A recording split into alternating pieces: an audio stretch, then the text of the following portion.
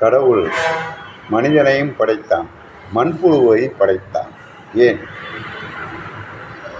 அதாவது பூமி தோன்றிய காலத்தில் மண்புழு போன்ற ஜீவராசிகள் கிடையாது. சொர்க்கலோகம் போன்ற பூமி, நதிகள், மனிதன் வாழ பல வகைகள், நெல் விதைகள் எல்லாத்தையும் படைத்தான் ஆண்டவன்.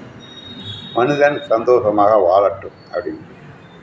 இவன் அறமீறிய செயல்களை செய்ய ஆரம்பித்தான். மனிதனுக்கு பிறவி குணம், அதாவது நல்லதை விட கெட்டதிலேயே நாட்டம் அதிகம் மனிதனுக்கு. இயற்கையான குணம் மனிதனுக்கு. ஒரு சாம்பார் சாதத்தை வச்சு பிரியாணி வச்சிங்கன்னா பிரியாணி தான் இருந்திருப்பான்.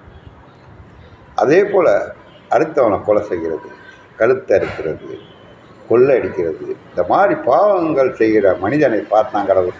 நீ பூமிக்கு மேலே வாழ தகுதியற்றவன், மண்ணுக்கு கீழே மண்புழுவாக பல ஜென்மம்